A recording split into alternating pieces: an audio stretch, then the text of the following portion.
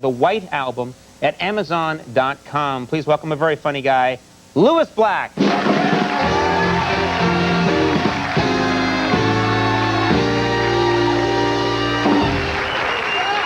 You know, this country is absolutely insane. And it's not just the fact that we can't elect a new president. I'm talking about the Weather Channel. What is that about? It's 24 hours a day of weather. Am I missing something here? It's weather. You want to know what the weather is? You open a window, you stick your hand out. Your local weather person who's looking out a window can't tell you anything about the weather. We don't even know where these people are. They could be in a bunker in Costa Rica. We don't know. They're printing money down there. They tell us what the dew point is. I live in New York City. Concrete doesn't have a dew point. The reason you actually would watch the Weather Channel is when you left the weather area, as I did in April, New York, to fly to another one, Detroit. It's nice to know what the weather is so you know how to pack. They told me it was going to be 68 and sunny. It was snowing. That's not even close. You're not even in the ballpark. Why do we have weather people? What we should have are chimpanzees dressed up. And we give them darts.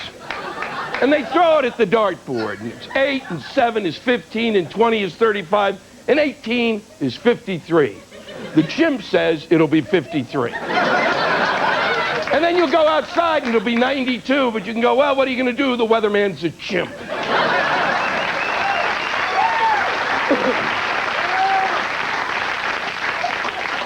They asked me to come on the show this evening to talk about the election, but since we don't know anything, I've got nothing to talk about. So I thought maybe I'd just stand here for 2 minutes and we'd all just think about it.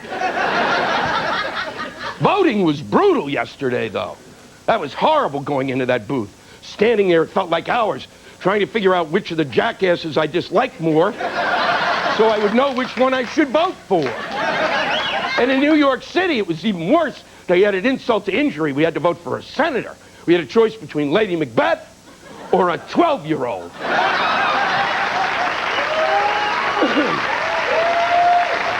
Can somebody explain to me how Rick Lazio became a congressman? How is that possible? What was he running against? An otter? And people say, well, we can't vote for the otter. You're going to have to go and get it and chase it and bring it back. I left that voting booth. I felt so badly about myself. I felt like I feel when I've touched myself too much. The only good thing about voting is that the days that follow, no matter how bad a day is, you can think, well, at least I don't have to vote today. I guess I could have voted for Nader, but why? What kind of a candidate was that? What would you vote for him for? So you could have better warranties on your household appliances? And now the fate of the country is in the hands of Florida. Hello! These people live in an area where the humidity is over 100%. And you know how you know it's over 100% humidity? When you're walking down the street for 5 minutes thinking to yourself, you know, I should have put deodorant on my genitals. You can't think in that kind of weather. You know, today, it actually struck me maybe a military coup wouldn't be bad. Get the army on the street yelling, go back to your homes, everything will be okay. Coup! It sounds almost festive, doesn't it? There's a reason that we didn't vote, you know, that the vote was inconclusive last night. And the reason is we're telling ourselves something. We don't want either of them. Okay? These are very strange times, and they call for strange men. And I think there's no one stranger than Dan Quayle. I think it's his time. He's a funny guy, and we need a good laugh at this point. And Dan's the man. Here's a man who went to American Samoa, to an island called Pago Pago, and he, of course, called it Pogo Pogo.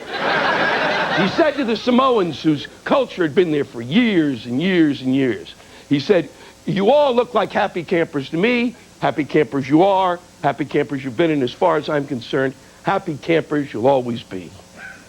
He's very, very lucky that those Samoans showed restraint and didn't eat him.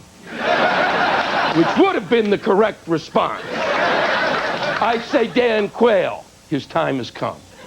Thank you and good night. Fine thinking.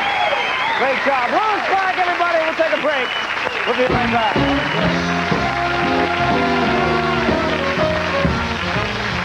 Yeah, Hawaii.